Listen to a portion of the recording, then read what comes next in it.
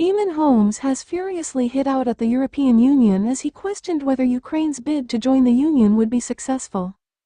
GB News breakfast presenters Eamonn Holmes and Isabel Webster skewered the European Union on Wednesday as the pair discussed Ukraine's bid to join the EU.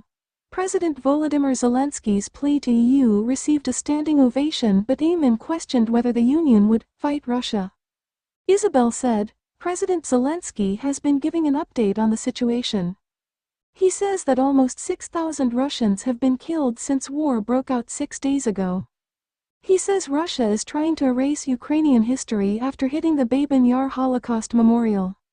That, of course, was to recognize the deaths of some 30,000 Ukrainian Jews who were shot by the Nazis in 1941. Those are incredible numbers," Eamonn commented. Isabel noted, "They are not independently verified, but that is the Ukrainian claim that some 6,000 Russians have been killed." He goes on to say, Russia cannot win Ukraine with bombs and strikes and rockets, and he calls for support for Ukraine's EU bid. He says, "There is no time to stay neutral." Those are the breaking lines from President Zelensky in the last few moments. "But it's not going to happen, is it?" Eamonn questioned.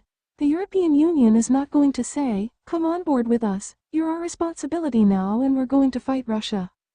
"Well, it's already precedented in terms of there being unanimous support for it," Isabel continued. "But it's famously slow. That's what the EU has always been criticized for, being famously slow," Eamonn replied. "In this time of crisis, whether or not they'll be able to change is the big question."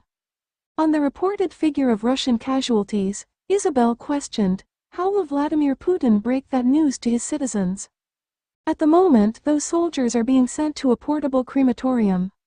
"Well, he won't," Eamonn replied. "He's got a portable crematorium." Ukrainian President Zelensky urged European nations to prove that you are with us, as he gave a speech to the European Parliament via video link. It came a day after Ukraine officially applied to join the EU. Elsewhere, several diplomats staged a walkout from the United Nations Human Rights Council on Tuesday in Geneva as Russian Foreign Minister Sergei Lavrov began to speak. Envoys from the EU, US, UK and Japan boycotted the speech, leaving only a few remaining in the room while the ally of Putin gave his remote address.